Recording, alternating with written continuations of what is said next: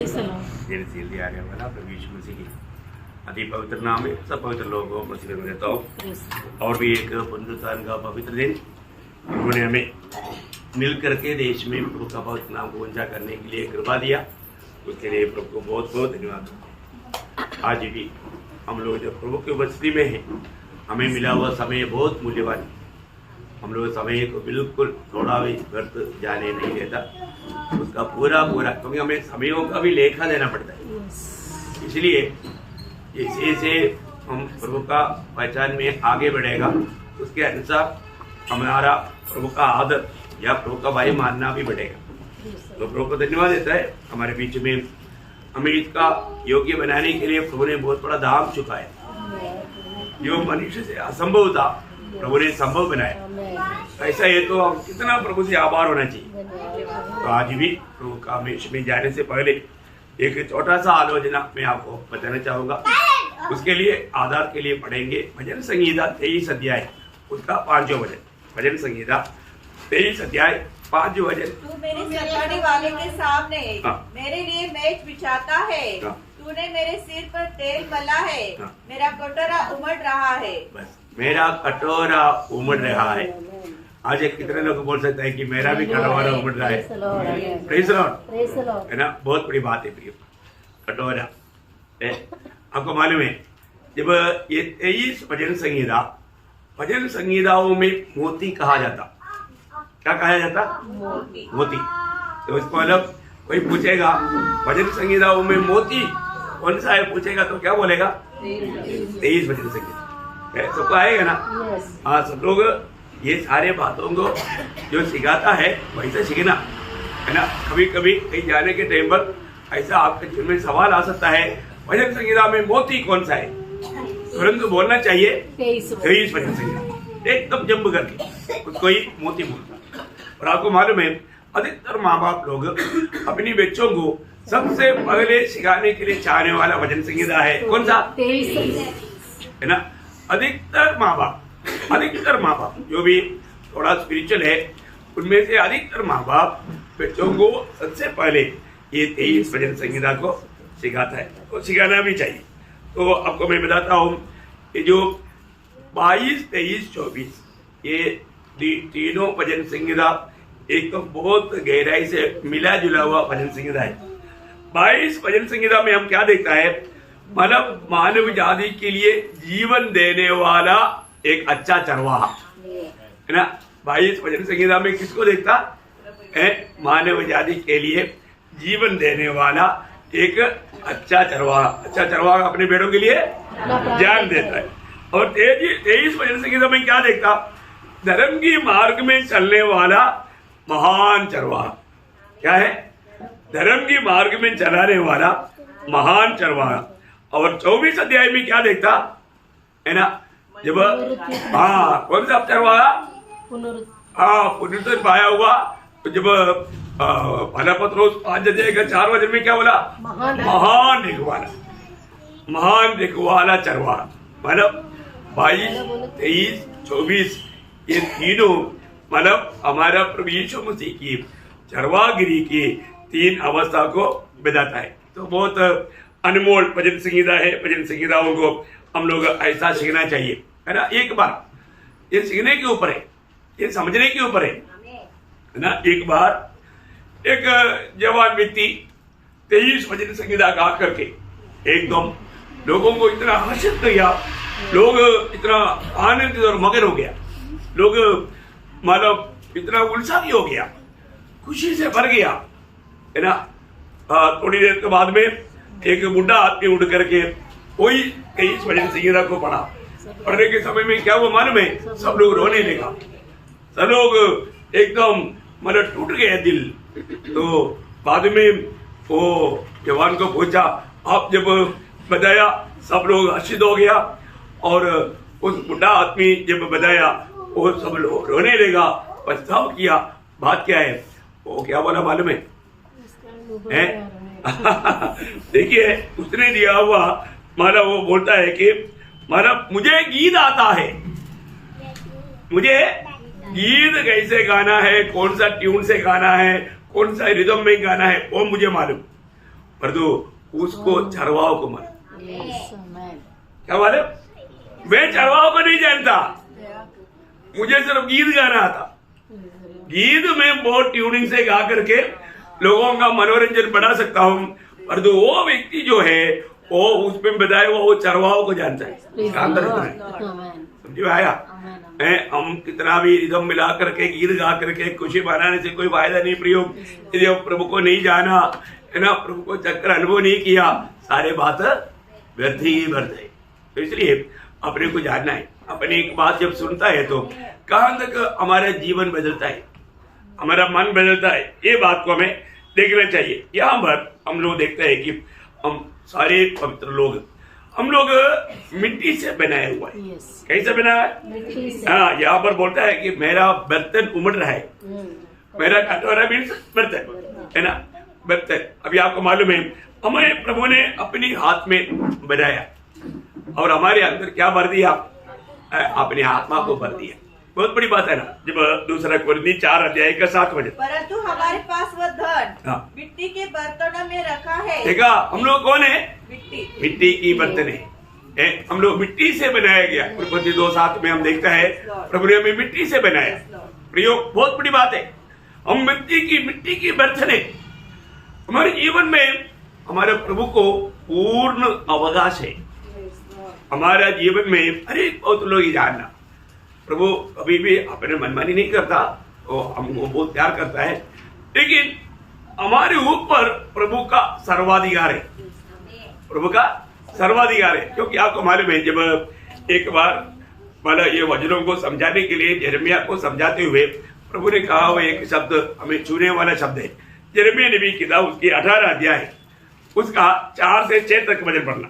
यिर्मयाह उसका 18 अध्याय का 4 से 6। जो मिट्टी का बर्तन वह बना रहा था वह बिगड़ गया, तब उसने उसी का दूसरा बर्तन अपनी समझ के अनुसार बना दिया।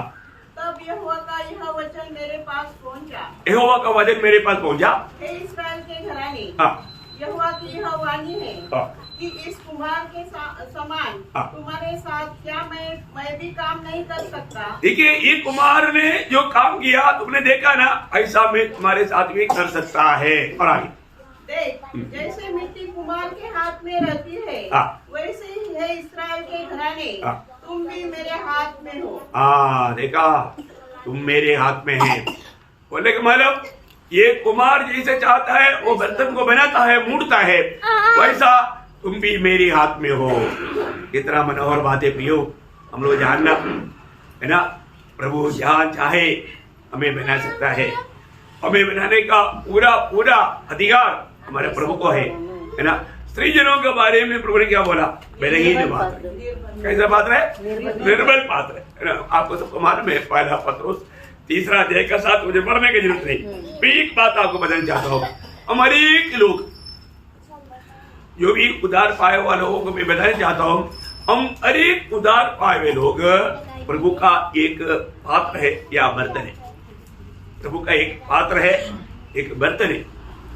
ये बर्तन प्रभु के उपयोग में आना ही चाहिए, है ना। जब पौलुस को चुनने के समय में अनन्यास से बात करने के टाइम पर अनन्यास को एक बात समझाते हुए प्रभु बोलने वाला बात आपको याद होगा, प्रेरितों का उसका 9 अध्याय 15 वचन में हम लोग क्योंकि वह तो अन्य जातियों, राजा और इसराइलियों के सामने मेरा नाम प्रकट करने के लिए मेरा चुना हुआ पात्र है। देखा, मेरा चुना हुआ पात्र है। हम यहाँ पर बैठे हुए सभी उधार पाए हुए लोग ये बात को जानना है, हम प्रभु का चुना हुआ पात्र है ना। प्रभु के लिए चुना हुआ पात्र। हमने कल भी देखा था, 1:4 में प्रभु ने बोला जगत की उत्पत्ति से पहले, है ना, जगत की उत्पत्ति से पहले मैंने तुम्हें चुना है। कितना बड़ी बात है प्रिय, जगत की उत्पत्ति से पहले। मैं आपको बताना चाहता हूँ, अनेक लोग ये जानना चाहिए मेरे को प्रभु ने क्यों चुना, मुझ में क्या खूबी था, है ना। ऐसे देखेगा तो कोई वैशिष्ट है क्या? नहीं। हमें अपने आप में प्रशंसा करने लायक एक भी बात हमारे जीवन में नहीं था। इसलिए है ना, वचनों को पढ़ने के समय में और हम प्रभु की आत्मा में इन वचनों को पढ़कर ध्यान करेगा तो हमें समझ में आएगा, तो वो व्यक्ति कभी घमंडी नहीं हो सकता, है ना। कभी भी वो मानव अपने आप में भूल नहीं सकता, क्योंकि प्रभु ने हमारे को लायक ही देख करके हमें नहीं चुना, है ना। जब पहला अध्याय का 26 से 30 तक के वचनों में, भाइयों, अपने बुलाए जाने को तो सोचो कि न शरीर के अनुसार बहुत ज्ञानवान और न बहुत सामर्थी और न बहुत कुलीन बुलाए गए, परंतु परमेश्वर ने जगत के मूर्खों को चुन लिया है। परमेश्वर ने जगत के मूर्खों को चुन लिया है कि ज्ञानवानों को लज्जित करे, और परमेश्वर ने जगत के निर्बलों को चुन लिया है कि बलवानों को लज्जित करे, और परमेश्वर ने जगत के नीचों और तुच्छों को वरन जो है भी नहीं उनको भी चुन लिया कि उन्हें जो है व्यर्थ ठहराए। ओह, देखा, ताकि कोई प्राणी परमेश्वर के सामने घमंड करने न पाए। इतना बड़ी बात है हमारे जीवन में, मतलब प्रभु में बुलाहट पाया हुआ, चुनौती पाया हुआ कोई भी कभी भी वो घमंड नहीं करेगा। प्रभु की बातों को मानने में वो कभी भी धीमा नहीं होगा, है ना। हम हर एक उदार पाए हुए लोगों को ये जानना है। बहुत से बात प्रभु वचन में लिखा हुआ उस अर्थों में लोग ना जानने के कारण हो सकता है कि लोग इतना समझता नहीं, लेकिन हम उदार पाए हुए हर एक लोगों को जानना है कि हम हमेशा प्रभु का एक गुलाम है। आपको मालूम है ग्रीक भाषा से रियली जो ट्रांसलेशन किया है ना, वहां पर सब जो दास का जब पर जो आया हुआ शब्द जो है वो स्लेव है, गुलाम है।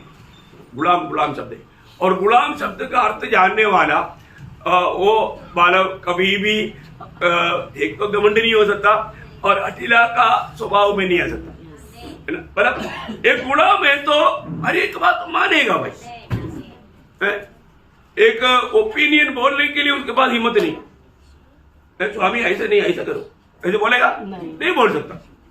गुलाम है, उसको जो ऑर्डर मिला वो ऑर्डर मानना, उसके आगे पीछे वो अपना बुद्धि के इस्तेमाल करने के लिए उसको हक नहीं। ऐसा इसका मतलब क्या है कि कई बातें हो सकता है अपन प्रभु का वचन को ठीक से नहीं जाना होगा, उसका अर्थ नहीं जाना होगा, इसलिए हम लोग कई बातों में फेल हो जाता। सही प्रकार अर्थ जानना है, सही अर्थ जानना, ये शब्द द्वारा आपको हजारों बार समझाया।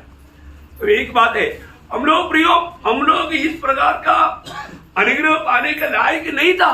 हम लोग कौन था? हम सिर्फ पापी, क्रोध का पात्र था, हम परमेश्वर का दुश्मन था, वैरी था। हम लोग कौन था? क्रोध के पात्र, क्रोध के पात्र, सिर्फ प्रभु का क्रोध पाने के लायक था। हाँ तो अब रोमियो का पत्र उसका 9 अध्याय उसका 23-24 वचन बहुत ध्यान से पढ़ना है। और दया के बर्तनों पर जिन्हें उसने महिमा के लिए पहले से तैयार किया, अपने महिमा के धन को प्रकट करने की इच्छा की, अर्थात हम पर, जिन्हें उसने न केवल यहूदियों में से वरन अन्य जातियों में से भी बुलाया। तो इसमें कौन से आश्चर्य की बात है कि परमेश्वर ने अपना क्रोध दिखाने और अपनी सामर्थ प्रकट करने की इच्छा से क्रोध के बर्तनों की जो विनाश के लिए तैयार किए गए थे बड़े धीरज से सही। प्रियो समझना, हम क्रोध की ही बर्तन थे, परंतु प्रभु ने हमें दया का बर्तन बनाया, हमें करुणा का बर्तन बनाया। कितना बड़ी बात है प्रियो, हमें मिला हुआ प्रभु का अनुग्रह कितना जल्दी हम भूल जाता है ना, हम भूल जाता है अपन बहुत जल्दी घमंडी बन जाता नहीं प्रियो। हमें दिन प्रतिदिन ऐसा स्वर्गीय ज्ञान में उन्नति पाता है, उसके अनुसार हमें और भी नम्र और दीन करना चाहिए, प्रभु की आज्ञाकारिता में हमें चलना चाहिए। देखा, हम लोग सिर्फ क्रोध की बर्तन थी, परंतु प्रभु ने हमें उस अनुग्रह का बर्तन बनाया। क्यों? क्योंकि प्रभु की दया, प्रभु की करुणा, प्रभु की दया इतना बड़ा। जब 63 भजन संहिता उसका तीसरा वचन, 63 भजन संहिता का तीसरा वचन, क्योंकि तेरी करुणा जीवन से भी उत्तम है। देखा, तेरी करुणा जीवन से भी उत्तम है। बोलेगा तो प्रभु ने हम पर करुणा दिया, प्रभु ने हम पर दया किया, प्रभु की अनुग्रह हमारे ऊपर उंडेला। वो कितना बड़ी बात है, मैं आपको बताना चाहता हूँ। जब 136 भजन संहिता में बार बार करने वाले एक बात है ना, तेरी दया, है ना। मतलब 131 का 1 पढ़ना, सॉरी 136 का 1। यहोवा का धन्यवाद करो क्योंकि वो भला है और उसकी करुणा सदा की है। उसकी करुणा सदा की है, बार बार बोलता है उसकी करुणा सदा की है। प्रियो, प्रभु का वो सदा की करुणा प्रभु ने अंबर उंडेला। उस क्रोध के पात्र होने पर भी प्रभु ने हमें उस करुणा का पात्र बनाया। मैं एक बात आपको बताना चाहता हूँ, मतलब प्रभु जिस पर करुणा उंडेला, दया उंडेला, वो कभी खत्म नहीं होती। उसकी खूबी जब 103 का 17 वचन में, 103 का 17 वचन पढ़ना। परंतु यहोवा की करुणा उसके डरवैयों पर युग युग और उसका धर्म उनके नाती पोते पर प्रकट होता रहता है। देखा, उनकी नाती पोते पर भी प्रकट होते रहता। कहाँ तक होगा? अगर हमारा सोच समझ के अनुसार कहाँ तक होगा, है ना। अब जब निर्गमन का किताब कब तक होगा, थोड़ा टाइम ही आप जानना कितना अच्छी बात है। उसका निर्गमन, उसका 20 का 6। जो मुझसे प्रेम रखते और मेरी आज्ञाओं को मानते हैं, उन हजारों पर करुणा किया करता हूँ। कितना? हजारों पर, हजारों पीढ़ी तक। हजारों पीढ़ी। आप देखो, हजारों पीढ़ी है। आप देखो कितना अद्भुत बात है। हजारों पीढ़ी पर प्रभु इस करुणा उंडेलता है। प्रियो, प्रभु का दया, है ना, हमें हमेशा प्रभु का दया का पात्र बनकर जीवन बिता रहा। कितना अच्छी बात है। एक एक वचन देखेगा तो मैं आपको बोलता हूँ, इसलिए दया पाने के कारण प्रभु का भवन में आएगा तो हम प्रभु का दया का ही वर्णन करता है। आज हम क्यों यहाँ पर आया? प्रभु की दया। आज का दिन हमको देख पाया, क्यों? प्रभु की दया।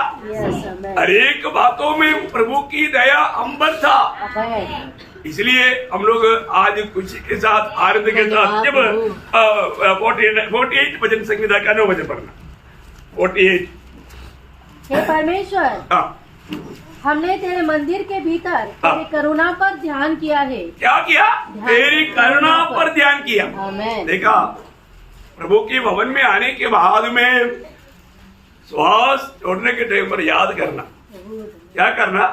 प्रभु तेरी करुणा के कारण आज और एक दिन तेरी चुने हुए पवित्र लोगों के साथ मिल करके ये देश में तेरी महिमा कर पाया। ओ लॉर्ड, याद करना, प्रिय, स्मरण करना।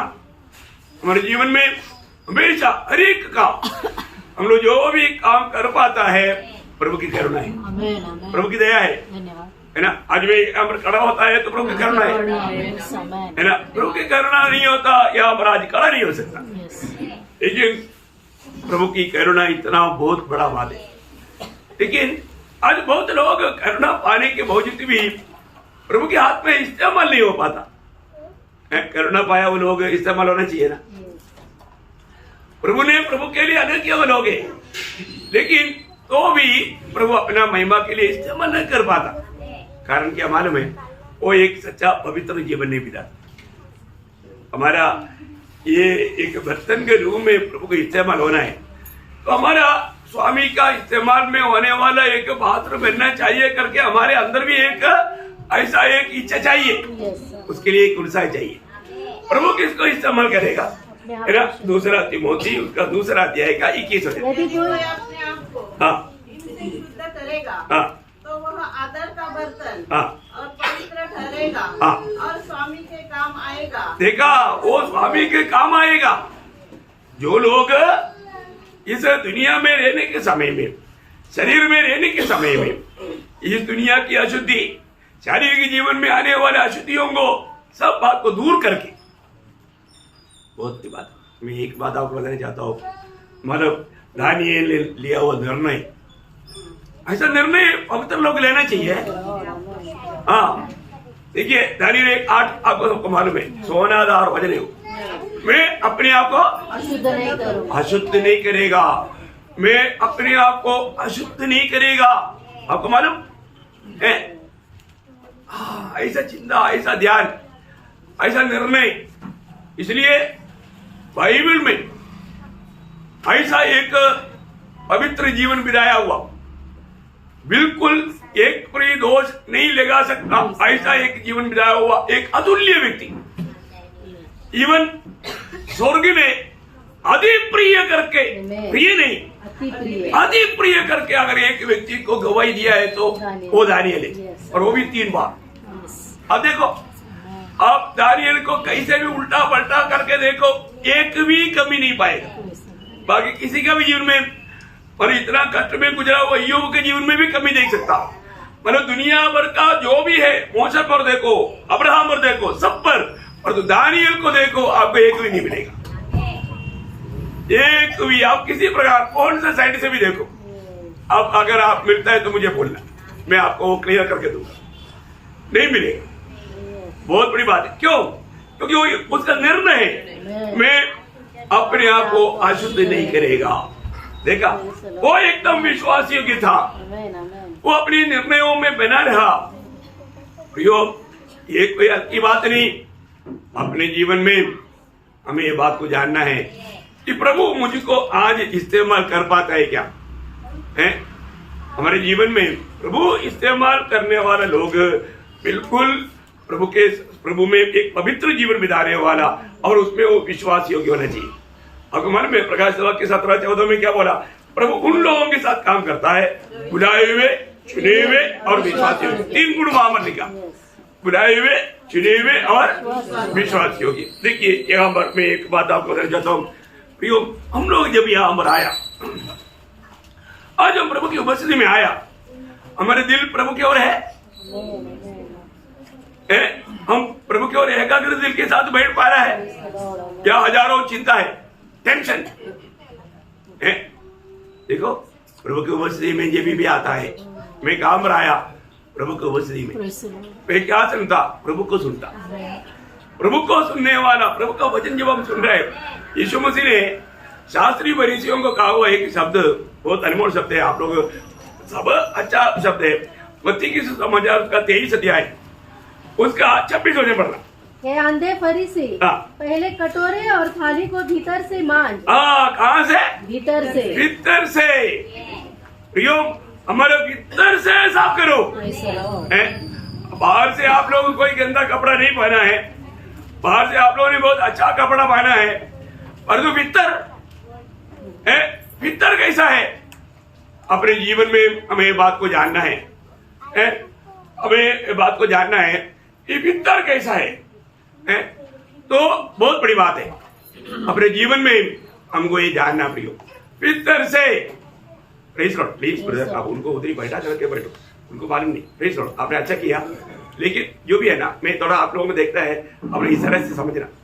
संदेश के बीच में कोई भी बुढ़ा लोग आता है तो उनके लिए आपने बहुत अच्छा किया, लेकिन उनको भी ओके, प्रभु धन्यवाद। आप लोग बहुत बहुत प्रार्थना के साथ रहना। प्रियो, हमें ये बात को जानना है, हमारा भीतर कैसा है, हमारा अंदर कैसा है, ये बातों को हमें जानना चाहिए। अगर बाहर से 100 रुपया देगा, 200 रुपया देगा, 500 रुपया देगा, अच्छा सफेद कपड़ा मिलेगा सफेद कपड़ा पहनना कोई मुश्किल है क्या? नहीं है ना। परंतु सफेद कपड़ा पहना बोल करके आप पवित्र नहीं बनता। प्रभु आपको मैंने इस्तेमाल नहीं करेगा। प्रियो, भीतर अच्छा होना चाहिए, भीतर अच्छा होना चाहिए, है ना। जब 51 भजन संगीता उसका 10 वचन, 51 भजन संगीता उसका 10 वचन, हे परमेश्वर, मेरे अंदर शुद्ध मन उत्पन्न कर। देखा, मेरे अंदर शुद्ध मन उत्पन्न कर, और मेरे भीतर स्थिर आत्मा नए सिरे से उत्पन्न कर। प्रियो, मेरी अंदर कैसा होना चाहिए? हमारा अंदर ध्यान देना, अंदर ध्यान देना, हमारे अंदर शुद्ध मन होना। अंदर से शुद्ध नहीं, बाहर से हम अपने आप को बहुत शुद्ध दिखाता है, उससे आप कभी नहीं बच सकता, उससे प्रभु कभी आपके ऊपर प्रसन्न नहीं हो सकता। प्रियो, हमारा भीतर कैसा है? हमारे प्रभु का खूबी, मनुष्य क्या है? बाहर का देखता, मनुष्य बाहर का देखता, मतलब प्रभु कहाँ देखता? अंदर देखता, अंदर देखता। ध्यान देना, प्रभु अंदर देखता। उसका 6 पढ़ना, 51 के 6।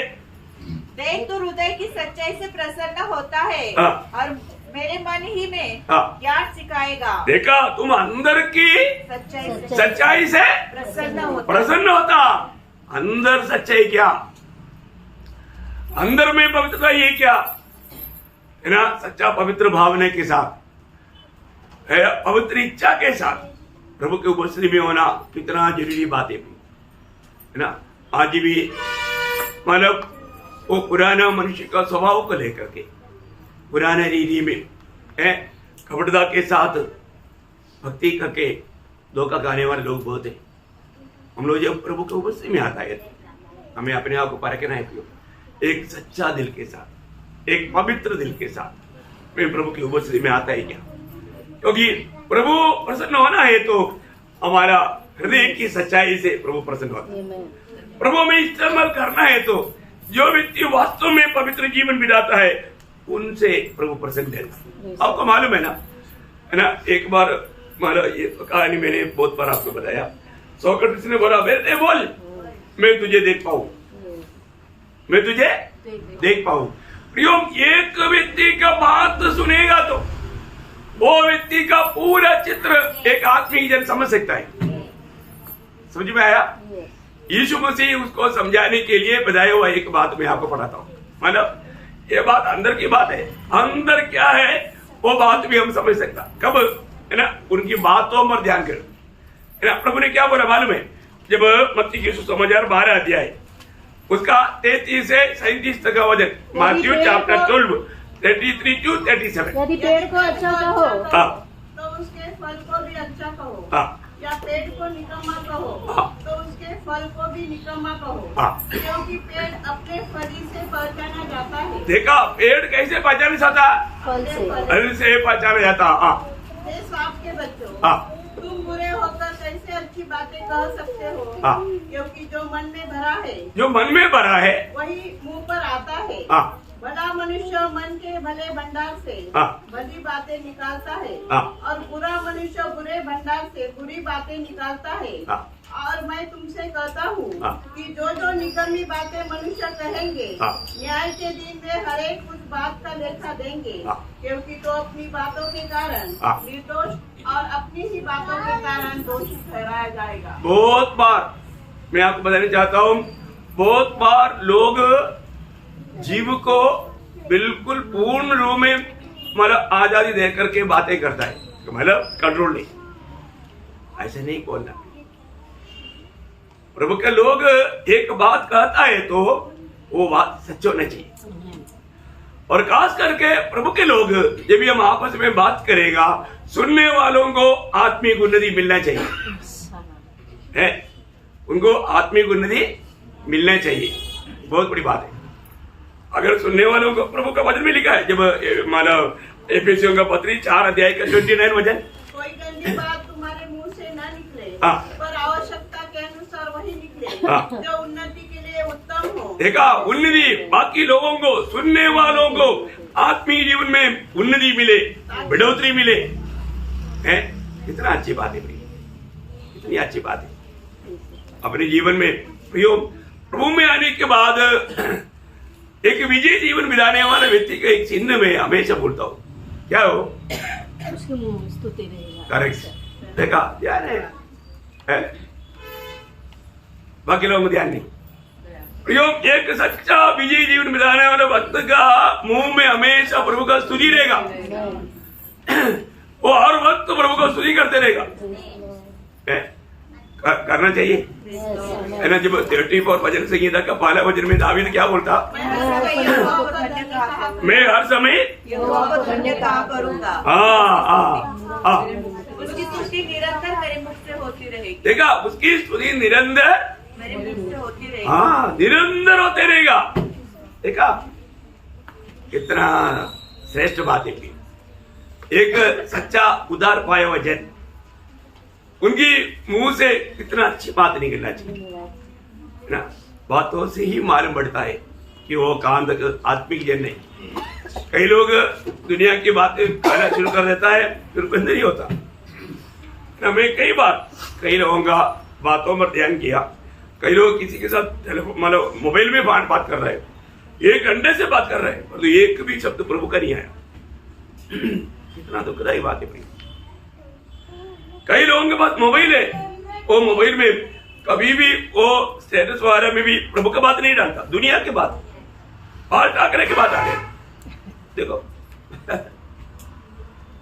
क्या बात है भाई, आप अपने आप को दिखा रहे हो वहां पर, आप कैसा है वो बात समझ में आया।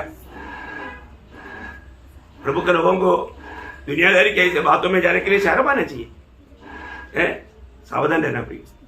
आपका हर एक बातों को लोग देखता है, आपको वो पढ़ता है, ये बात को जानना है ना।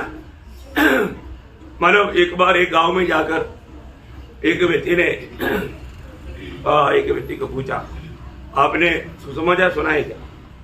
उसने बोला नहीं सुना, लेकिन हमारे गांव में हमने एक व्यक्ति को देखा है। सुसमाचार हमने एक व्यक्ति में देखा, कितना अनोखा गवाही है, सुसमाचार को देखा।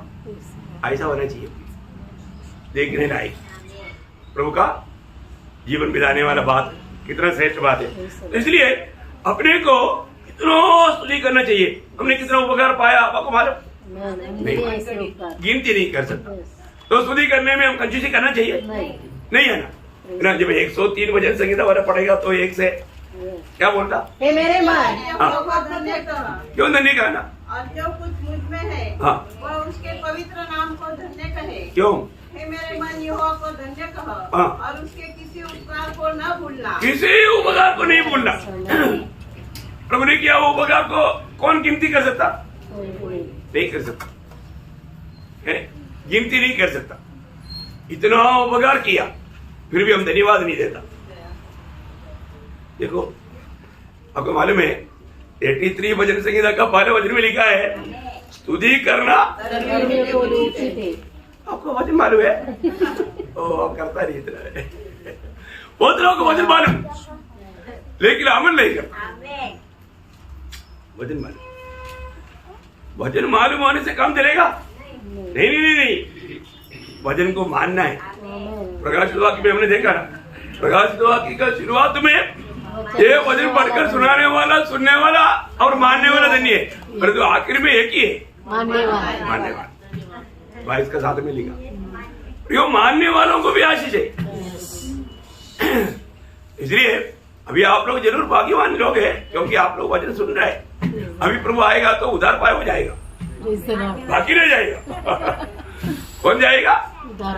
और प्रभु की उपस्थिति में बैठा था बोलने से भी नहीं जाएगा, आपका नया जन्म हुआ तो जाएगा। ऐसे टाइम आना चाहिए। आज भी प्रभु आ सकता है, उसका तैयारी में निरंतर प्रभु का स्तुति। आपको मालूम है जब मालूम 50 भजन संगीता का 23 भजन में स्तुति करने वाले लोग क्या करता? प्रभु का हाँ एक बलिदान है, एक बलिदान। वो क्या करता? मेरी महिमा करता है। हाँ महिमा करता है, महिमा करता है। देखा इसका मतलब महिमा नहीं करता कौन? धन्यवाद नहीं देता। ये बात 33 में बोला ना, धर्मी नहीं है इसलिए नहीं करता। धर्मी क्या करेगा? हमेशा प्रभु का महिमा करेगा, प्रभु का स्तुति करेगा। स्तुति करना भी तकलीफ है क्या? स्तुति नहीं होता, धन्यवाद नहीं दे पाता। कितना दुखदायी बात है। हमारा आत्मीय जीवन कितना टूटा पड़ा है, ये बात को वो बताता है। मैं प्रभु को धन्यवाद देता हूँ। प्रभु एक समय में हम जब प्रभु में आने से पहले, ठीक है, उस समय में कुड़कुड़ाते रहता था, इसका उसका बारे में कहते रहता था, उस पर दोष है, उसके कारण मेरा जीवन ऐसा। मैंने एक बार आपको बोला ना, आदम के पाप के कारण, तो आपको सबको मालूम, आप बोलने के लिए टाइम नहीं है ना। हमेशा बोलने का, आदम के पाप के कारण मुझे ये पत्थर तोड़ना पड़ रहा है, नहीं तो मुझे पत्थर तोड़ने का जरूरत नहीं पड़ेगा। चलो कहानी आपको मालूम इसलिए नहीं बोलेगा, नए लोगों को मालूम नहीं होगा, कोई बात नहीं, पुराने लोगों को पूछना। तो सबसे बड़ी बात, प्रभु ने हमारे जीवन में, प्रभु में आने के समय में वो कुड़कुड़ाने वाला स्वभाव को बदल दिया। बदला है कि नहीं? जिसका अगर नहीं बदला है तो मैं एक सुंदर भजन आपको पढ़ाता हूँ, आपका जीवन में अनुभव है कि नहीं परख कर देखो। 30 भजन संगीता, उसका 11-12 भजन पढ़ना। Psalms 30 उसका 11 and 12। तूने मेरे विलाप को नृत्य में बदल डाला। तूने मेरा टाट उठवा कर मेरी कमर में आनंद का पटुका बांधा है, ताकि मेरी आत्मा तेरा भजन गाती रहे और कभी चुप न हो। हे मेरे परमेश्वर यहोवा, मैं सर्वदा तेरा धन्यवाद करता रहूंगा। कैसे नहीं करेगा प्रियो? प्रभु को सर्वदा धन्यवाद करने लायक कि प्रभु ने हमारे दुख को, हमारे संकट को, है ना, सारे बात को बदला ना। आनंद की पटुआ बनाया। आनंद में होने के बावजूद भी प्रभु को भूल गया तो मजा नहीं आया। सही में प्रभु ने ये आनंद की पटुआ क्यों बनाया? हम आनंद के साथ प्रभु का स्तुति करें, आनंद के साथ प्रभु का स्तुति करें। प्रियो, प्रभु के उपस्थिति में आने के समय में हम कितना आनंद के साथ आना चाहिए, क्योंकि ये दुनिया का सबसे श्रेष्ठ लोग है, प्रभु के लोग है ना। देखिए क्या होता, हम लोग प्रभु का वचन में बना ना रहेगा, रूट बदल जाएगा, तो बात मुश्किल है। एक सच्चा उदार पाया व्यक्ति उदार पाया हुआ समय से प्रभु का गवाही देना चाहिए, क्योंकि प्रभु का गवाही देने के लिए हमको अलग किया है ना। प्रभु का गवाही देने के लिए प्रभु ने हमें आत्मा दिया। आत्मा पाया हुआ लोग प्रभु का गवाही देना जरूरी बात है। कहीं भी जाओ, थोड़ा भी समय मिलेगा तो हमें मिलने वालों को हमें मसीह को देना चाहिए, हमें मसीह को देना चाहिए, है ना। आपको मालूम है प्रेरितों का पहला अध्याय 8 बजे, प्रेषित उसका पहला अध्याय 8 बजे। परंतु जब पवित्र आत्मा तुम पर आएगा, तब तुम सामर्थ पाओगे और यरूशलेम और सारे यहूदिया और सारे सामरिया में और पृथ्वी की चोर तक मेरे गवाह होगे। देखा, पृथ्वी के चोर तक मेरे गवाह बनेगा। अब देखिए है ना, कितने मिशनरी लोग हैं इंग्लैंड से, मतलब बहुत से ऐसे देशों से केरला तक आया। केरला मतलब चोर है, मतलब सीमा है, चोर नहीं सॉरी सीमा मतलब वो सीमा है, एंड है, क्योंकि आगे समुद्र है। वहां तक आकर के वचन सुनाया है ना। थॉमस मतलब केरला में आया है ना। कितनी बड़ी बात है, 12 चेलों में एक, कितना बड़ी बात है प्रियो। प्रभु को पाने के बाद, आत्मा पाने के बाद, आत्मा का अगुवाई लेकर के प्रभु का वचन को बांटना, सुसमाचार को सुनाना पवित्र लोगों का सबसे बड़ा कर्तव्य है। यदि हम नहीं निभाता, उसको कोई फर्क नहीं पड़ता, संदेह है उसका उद्धार हुआ है कि नहीं। कई लोग प्रभु का वचन के लिए 1-2 दिन जाता है, बाद में मतलब उत्साह बुझ जाता। वो तो दूसरे लोगों को देख करके, जैसे शिमोन ने देख करके साथ हुआ, बपतिस्मा भी लिया, लेकिन उनका उद्धार नहीं हुआ, उनका मन सीधा नहीं था। ऐसा धोखा है। परंतु एक सच्चा उद्धार पाया व्यक्ति, मैं आपको बताऊं, कितना भी प्रतिकूल आने दो, वो चुप नहीं रह सकता, वो मुंह खोलेगा प्रभु के लिए, प्रभु के लिए। आपको मालूम है यिर्मयाह का एक अनुभव हम लोग मतलब याद करना अच्छा है। यिर्मयाह 20 अध्याय का 9 वचन, यिर्मयाह उसका 20 अध्याय का 9 वचन। यदि मैं कहूँ मैं उसकी चर्चा न करूँगा, न उसके नाम से बोलूँगा, तो मेरे हृदय की ऐसी दशा होगी मानो मेरे हड्डियों में धधकती हुई आग हो, और मैं अपने को रोकते रोकते थक गया। देखा, मैं मुंह बंद करने के लिए बहुत कोशिश किया, लेकिन वो मेरे अंदर वो दबाव इतना, प्रेशर इतना, प्रेम की दबाव इतना आया कि मैं मुंह खोला तो वचन बाहर आया, तो समाचार बाहर आया। मैं समाचार नहीं सुनाऊंगा करके, क्योंकि इतना समस्या, कहीं भी देखो लोग सब दोष करता, विरोध करता, मतलब गाली देता, पिटाई करने के लिए आता, सताता। ठीक है, अभी मैं आगे को मैं नहीं बोलूंगा, ऐसा निर्णय लेगा तो भी प्रभु का वचन गाता है, प्रभु का प्रेम हमको विवेच कर देगा। क्या करेगा? प्रभु का प्रेम हमको विवेच करेगा। देखा, ऐसे विवेच करता है क्या? प्रभु के साथ संपर्क होगा तभी तो होगा, है ना। प्रभु आज भी प्रभु को लोग समाचार सुनाने वाला चाहिए। प्रभु का वाणी सुनने वालों को सुनाई देता है ना। यशायाह को सुनाई दिया है ना। यशायाह ने क्या बोला जब यशायाह नबी की किताब उसका 6 अध्याय 8 वचन, तब मैंने प्रभु का यह वचन सुना, हाँ। मैं किसको भेजूं? मैं किसको भेजूं? और हमारे ओर से कौन जाएगा? कौन जाएगा? तब मैंने कहा मैं यहाँ हूँ, मैं यहाँ हूँ, मुझे भेज। मुझे भेज। कितना बार बोला? कभी बोला? प्रभु उन लोगों के बीच में जाकर के बोलने के लिए मैं तैयार हूँ। प्रभु बोलता है ना, मुझे प्रभु ने बोला तुम्हें आरबी में जाकर के कौन सुसमाचार सुनाएगा? मैं बोला प्रभु मुझे भेज, मैं जाऊंगा।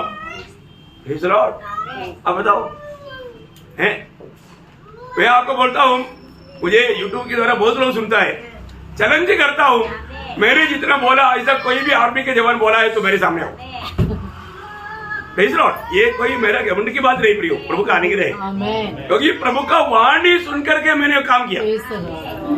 आपको मालूम है, मैं उसी टाइम पर लेकर के मैं निकलने वाला था। प्रभु ने बोला जो भी मैं तेरी इच्छा में तुझे सेवा करने के लिए नहीं बुलाया, मेरी इच्छा तुझे आर्मी के अंदर एक सेवा है।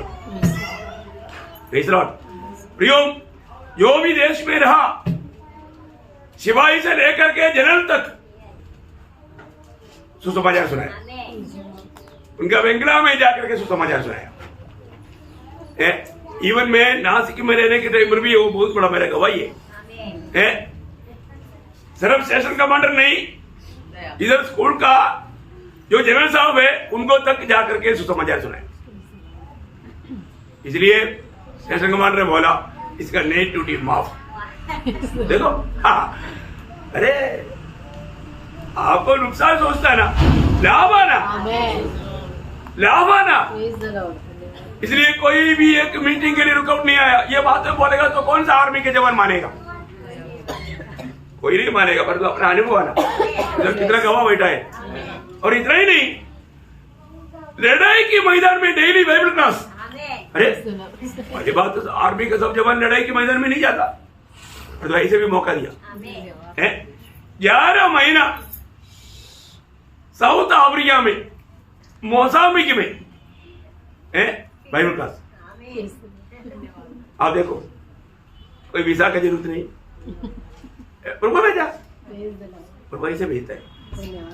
देखा, उस समय का निकला हुआ कई लोग आज सेवक लोग हैं, वो भी सुन रहा है ये बात है। मैं उनको एक बार बुलाऊंगा, 1-2 लोग आकर के गवाही देना चाहिए ना। बहुत बड़ी बात है प्रियो। एक बात है, प्रभु को वाणी सुनने के लिए आप तैयार है क्या? आप प्रभु की बात को मानने के लिए तैयार है क्या? आप प्रभु के हाथ में इस्तेमाल होने वाले एक पात्र बनने के लिए तैयार है क्या? पौलुस ऐसे ही था। पौलुस का जीवन वो कष्टों को देख करके डरता नहीं, है ना। उन्होंने बोला मेरे को बोनस रूम में क्या चाहिए है? हाँ, 2 कोरिन्थी 12 अध्याय का 10 वचन सबको पढ़कर सीखना चाहिए। मसीह के लिए निर्बलताओं में और निंदाओं में और दरिद्रता में और उपद्रव में और संकट में प्रसन्न हूँ। देखा, मैं प्रसन्न हूँ प्रभु, मैं निराश नहीं। मेरे जीवन में तेरे खातिर मैं इतने कष्टों में होकर के आया, परंतु वो कष्ट मेरे लिए आनंद था, आशीष था। प्रभु ने उसको आनंद में बदल डाला। पौलुस का कष्ट के बारे में आपको मालूम है, 2 कोरिन्थी 11 अध्याय का 23 से आप 32 तक का वचन पढ़ेगा तो उसका लिस्ट एक बड़ा लिस्ट दिखता है ना। पढ़ने की जरूरत नहीं, घर में जाके पढ़ो। एक बात आपको कहना चाहता हूँ, प्रभु स्वर्ग से हमें बुला रहा है प्रभु का गवाह बनने के लिए। कोई तैयार है? कितने लोग तैयार है? आप क्या बोलता? टाइम नहीं, आराधने के लिए भी टाइम नहीं, वचन सुनने के लिए सुनाने के लिए भी टाइम नहीं, वचन पढ़ने के लिए टाइम नहीं, प्रार्थना के लिए टाइम नहीं। क्या क्या जीवन है प्रियो? आप कहां पर है? वास्तव में आपको मालूम है आप कौन है? आप अभी भी जो काम करता है वो ये दिखाता है मैं मेरा हूं, मेरा मर्जी। नो, यीशु मसीह में विश्वास करके उद्धार पाए हुआ हर एक व्यक्ति को जानना आप अपना नहीं है। कोरिन्थी 6 अध्याय का 19-20 वचन आपको मालूम है ना? तुमको ये जानना है, तुम पढ़ना जल्दी। क्योंकि तुम नहीं जानते तुम्हारी देह पवित्र आत्मा का मंदिर है जो तुम्हें बसा हुआ है और तुम्हें परमेश्वर की ओर से मिला है और तुम अपने नहीं हो। तुम अपने नहीं हो। एक बार भी ये पिछले दिन में, पिछले हफ्ता में एक बार भी ये बात को सोचा? मैं मेरा नहीं, मैं किसका है? मैं प्रभु का है। और आगे, क्योंकि दाम देकर मोल लिए गए हो। बोलने का मतलब तू एक गुलाम है, तू एक गुलाम है। तुझे अपने आप को मैं मेरा कुछ कहने के लिए हक नहीं। तो आप अपने आप को बहुत हकदार समझता है, ये मेरा हक है। आप कुछ हक है क्या? गुलाम है, गुलाम। प्रभु में है तो मसीह जीवन प्रभु का गुलामी का जीवन है। प्रभु का नहीं तो फिर शैतान का गुलाम। दो गुलाम है, एक ही प्रभु का, हाँ नहीं तो शैतान का। आप इसको हल्का नहीं मानना प्रियो। तुम अपने नहीं है, दाम दे करके प्रभु ने खरीदा है, इसलिए इसने अपनी देह के द्वारा परमेश्वर की महिमा। हाँ, अपनी मनमानी करो, ऐसा लिखा क्या? मतलब आप लोग शायद पढ़ा, क्योंकि जो पढ़ करके समझे वही करेगा ना। प्रभु का महिमा, जब तक हम शरीर में है प्रियो, प्रभु का महिमा करना। तो इसलिए प्रभु स्वर्ग से बुला रहा है, कौन जाएगा? हम नहीं सुनता। नीचे से वो धनवान जैसे लोग बुला रहा है, तो हमारा भाई बहन जिंदा है उनके पास जाओ। सुना कभी? नहीं सुना ना? हाँ, आप सोचो, आप देखो, वो धनवान का जैसा नरक में गया हुआ, आग में। कौन सा आग में? ये याम ऊपर का मतलब नीचे का पाताल में, जो मानव वो धनवान जाकर के पड़ा है। नरक में नहीं गया अभी, अरे तो नरक का एक मतलब सेंट्रल जेल में जाने से पहले सब जेल में, हाँ सब जेल करूंगी। समझ में आया? बाद में समझाएगा आपको अच्छी तरह।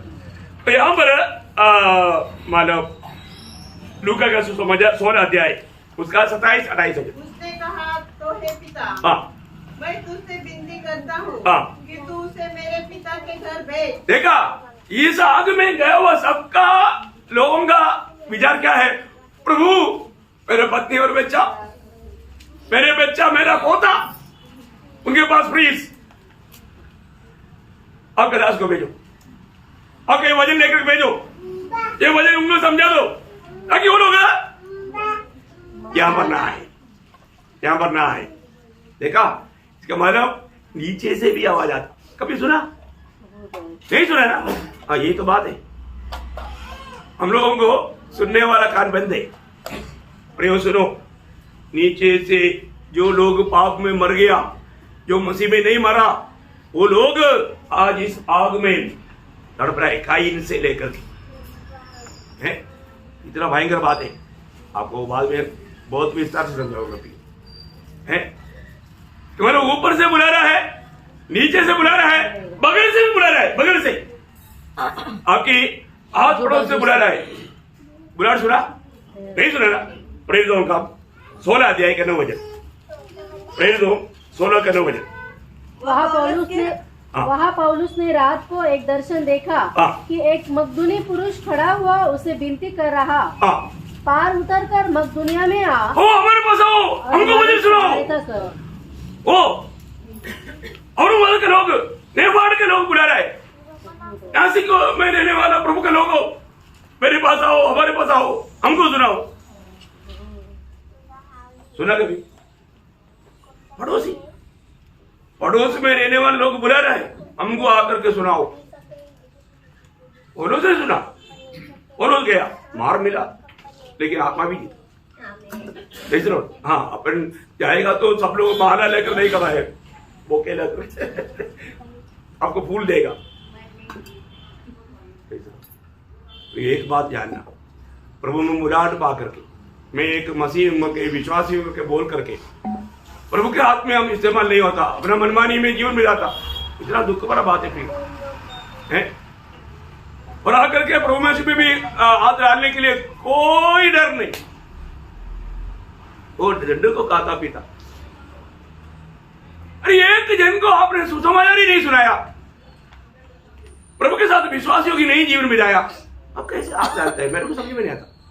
कोई डर नहीं है ना, प्रभु का डर नहीं है ना। जब 1 कुरिन्थी 9 अध्याय उसका 16 वचन, 1 कुरिन्थी उसका, यदि मैं सुसमाचार सुनाऊं तो मेरे लिए कुछ घमंड की बात नहीं, क्योंकि यह तो मेरे लिए अवश्य है। यदि मैं सुसमाचार न सुनाऊं, यदि मैं ना सुनाऊं तो मुझ पर हाय बोलेगा तो गया। इतना दुख भरा बात है प्रिय, ऐसा कभी दिल में लगा है? प्रियो, प्रभु का लोग है तो हमें प्रभु का गवाह बनने के लिए कितना उत्साह चाहिए, कितना उत्साह चाहिए प्रियो, है ना।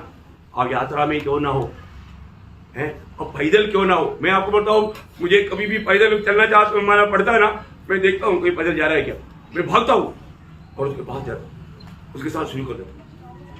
मैं कई बार अपना जूलियानी जब रहता था, मैं घर से निकलता है तो वो मानव मिथिला का जो कॉर्नर आएगा, मैं देखेगा कोई है क्या, उधर से उधर तक जाने के अंदर में उसको पूरा सुसमाचार सुनाएगा। पूरा सुसमाचार सुनाने के लिए कितना टाइम चाहिए है? 1 मिनट भी नहीं चाहिए। आप उधार पाना, मैं उधार पाया, यीशु मसीह पर विश्वास करने के बाद हो गया ना, कितना सेकंड लेगा। प्रेज़ द लॉर्ड, बहुत बड़ी बात है। हमें सुसमाचार बोलने के लिए आना चाहिए हमारे अंदर, और रोज हमेशा बोलने वाले एक शब्द मैं आपको बोलता हूँ, अपना बनाओ। कौन सा मालूम है? रोमियो 12 अध्याय का 15 वचन। रोमियो, अतः मैं तुम्हें भी जो रोम में रहते हो सुसमाचार सुनाने को भरसक तैयार हूँ। हाँ देखा, सुसमाचार सुनाने के लिए भरसक तैयार, हमेशा तैयार है, हमेशा का तैयारी। हाँ प्रियो, हम प्रभु का चुना हुआ पात्र है।